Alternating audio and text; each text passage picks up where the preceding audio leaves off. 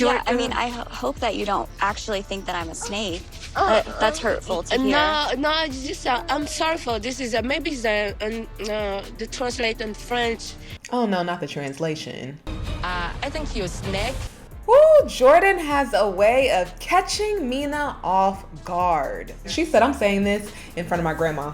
I think it would mean a lot to me if I got an apology for it. I could hear Mina saying, bitch. But thanks to the magic of Mark's mom. Yeah, I'm sorry to say that. Okay. Mina and Jordan end up apologizing to each other after last week's episode, when Mina walked off in tears after Jordan asked if she's going to sign a prenup before marrying her dad in front of everyone. Yeah. And I'm sorry if I upset you or offended you in any way too.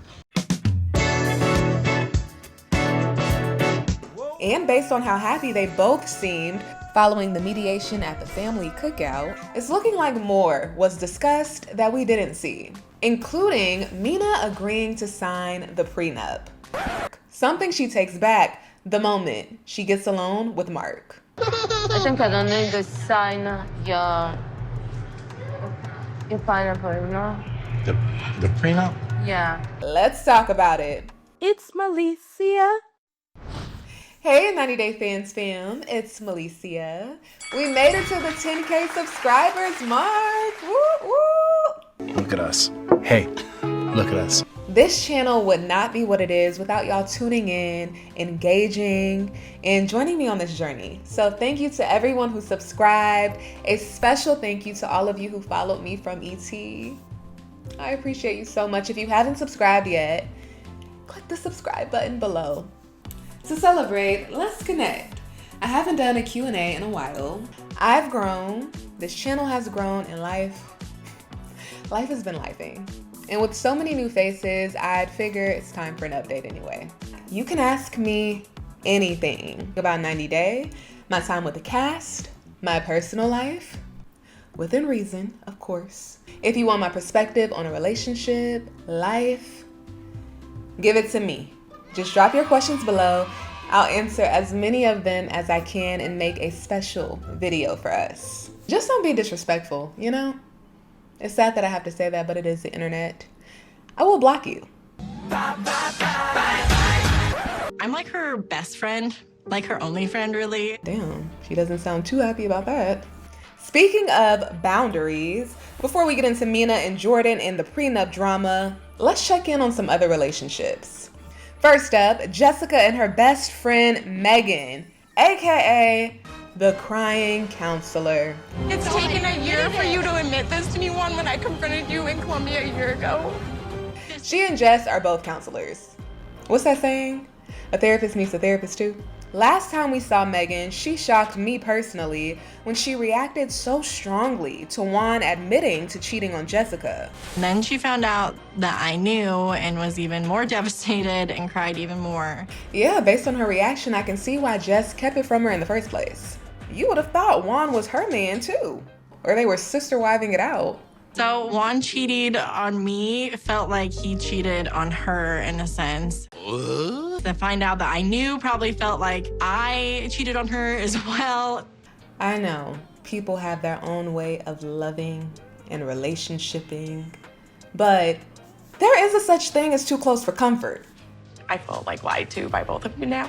When Jess and Megin meet up this episode, Megin shares how she already has trust issues, and knowing that not only Juan, but Jessica lied to her hurts. Once you break my trust, it takes a lot to gain that back. I've had to work through it twice, and it's just twice the damage, twice the hurt, and twice the work to work through this and be able to trust Juan again. She's worried about trusting her best friend's man, but in my opinion, she should be more concerned about why her best friend felt the need to lie to her in the first place. Now that, right there, is her business. Me and Jessica, we're partners in crime, so we're not going anywhere. Juan, on the other hand, I mean, he has some proving to do. If you understand where Megin is coming from, please share your perspective in the comments. Maybe Megin is afraid of losing her best friend to Juan. Jessica says she's the only friend she has. That's my best friend and her soon-to-be husband, and they have a beautiful family together. It better be the only incident. I'll say that. Jessica, Juan, and Megin's situation could be inspiration for a Lifetime movie. I could see it now. I'm like her best friend, like her only friend, really. A small town girl thought she had the perfect friendship. It's taken a year for you to admit this to me, Juan. But some friendships go too far. Megin is so protective at a fault sometimes and unwilling to let things go. When an overprotective best friend becomes a worst enemy. It better be the only incident. I'll say that. A Lifetime original movie, The Third Will. I love you more than anything I love in my you more than life. anything. I think. When I love you so much becomes too much. I don't think she would kill him. She's not a criminal, but I mean, she would be scary. This movie will be 3 hours long. That was a parody for entertainment purposes only. Lifetime, please don't sue me. We are just getting started. And Meg, it is all love, girl. It's actually beautiful how much you care about and love your friend. And I understand having trust issues, trust me. But if you ask me, not everyone or everything is worthy of that much of an emotional investment on your part. For your peace sake. When I got in the house, it was really, really weird for me to just see too many boobs paintings. Moving on to 37-year-old artist Stevie, refusing to tell her 26-year-old Iranian fiancé Maddie if she's bisexual or not, after he asked her about all the boob paintings in her house. Do you think you're sexually, attracted to them? You don't want to answer that? No, that's weird. And the fact that she won't tell him is making it seem like she is, which is fine. But if that is the case, clearly she's having a hard time accepting it herself. I'm attracted to you. Oh boy, another red flag. It looks like Maddie is... reading between the lines. Do you think it would put his mind at ease if you gave him a definitive no? I don't know why his mind is not at ease. Therefore, I don't understand why I have to comfort him in that way. Well, that's not the kindest thing to do to your partner. Stevie goes on to reveal that her dad even inquired about her sexuality. To go ahead and tell on herself. Are you sure he hasn't seen anything? And Maddie is a smart man. He's been living in Iran his entire life. Just got to the US a few weeks ago, and you would think he's been living in America for decades, considering his English. He's a thinker. So he is listening to what isn't being said. Yeah, I'm sure. You're done. Yeah, but that wasn't my answer. I said, yeah, I'm sure. You were so vague about it. I'm getting the gist that she doesn't want to lie to him, but what she's doing isn't any better. Maddie says he's not okay with Stevie not giving him 100% answer about her sexuality. Because if they get married and she ends up wanting to experience something else, That's gonna be a problem. later on that night, Maddie also raises a red flag when he asks Stevie if they can move up their wedding. Instead of waiting the full 90 days, he wants to get married in a few weeks. The prices of changing my status to permanent resident is just increasing so bad. Man. Maddie seems to be very practical, so he might truly be concerned about the prices. And as I'm sure we are all aware, there have been a number of changes in regard to immigration in this country. But Stevie brings up a good point. She says she doesn't feel like Maddie should be asking her to push up the wedding since he's not sure of what he wants. He's had doubts since he's arrived in America. So Maddie's wanting to push up the wedding date is just very confusing for me. It's suspicious. They both were acting suspicious this episode. Now, I want to be very clear. I am not the type to think every foreigner wants a green card. I am aware that people live beautiful lives outside of the US. Some might argue more enjoyable lives. But let's face it, there are some people on this show in particular, not all foreigners, just on this show, who say or do things that make it easy to believe that their priority is access, new opportunities, a green card, over love. Are you okay? No. You feel like you're picked on, huh? No, I just don't cry. Moving on to how Mark's mom did a nice job with her mission of helping Mina and Jordan make peace this episode. Is it going to last? That's another conversation. Mark's mom tells the camera that Mina has come all the way here and left her son behind. And now she feels like the new family is ganging up on her. It was slowly building a wall. And if you don't take it down before it gets too big, you're not going to take it down. That is a word. After Mark's mom calls her granddaughter Jordan over. I know you two had some words. Yeah. And I would like us to talk about those words. She and Mina both apologize for their judgment and words toward each other. And Mark's mom asks Mina if Jordan is invited to the wedding. She says yes. She's the daughter. It's impossible she don't come in the wedding to Mark. Okay. So you're sorry you said that. I love how delicately Mark's mom is handling this. She is cutting through the fluff. She's like, just say you're sorry. Just say you're sorry. Now it's looking like Jordan definitely raced to the house to tell her grandma everything about Mina before she and Mark showed up. And I get Mina's hesitancy to own up to calling Jordan a snake in front of Mark's mom. No, it's just I'm sorry for this. Maybe it's the translate in French. Or admit her reluctancy to have Jordan at the wedding. I mean, that's her man's mom. I get it.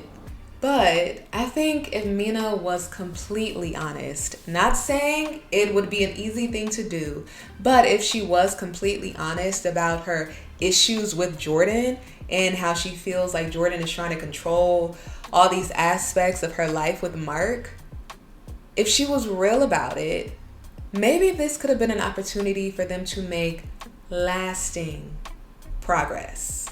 With Nana as the mediator. I just want to make sure that my dad's happy and to protect him. That's all. Je me suis excusée pour ça. Elle s'est excusée, mais j'ai pas senti son excuse très sincère.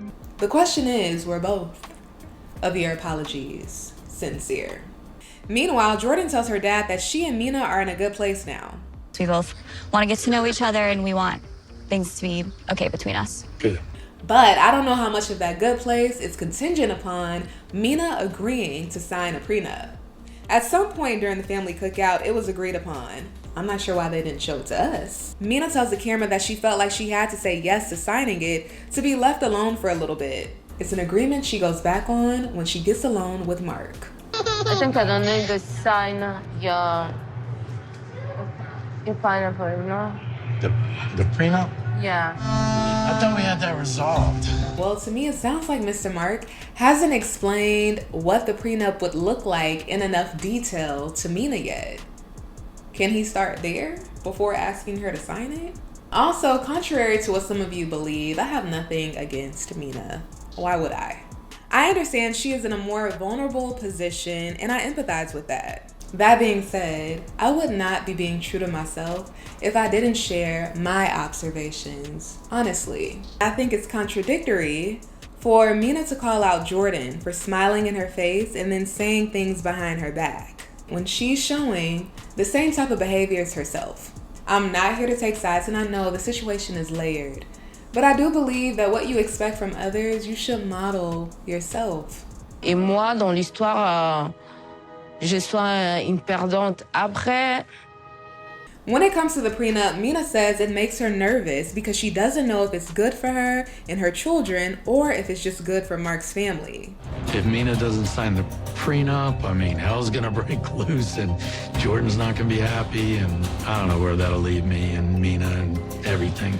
Hyperion Dragon says in part, before they even begin the 90 days, a prenuptial agreement should be explained and agreed upon or deemed not required amicably. Yeah, that's not a bad idea. If this prenup is something Mr. Mark is going to continue to need to move forward with marrying Mina, in my opinion, he should make it as easy as possible for her. Get a lawyer, get a French interpreter, sit down, make everything clear as day and fair. I can imagine how hurtful or shocking it might be during the initial moment your partner brings up a prenup. But in Mark and Mina's case, If the prenup only protects what they had before the marriage, she's not losing anything, in my opinion.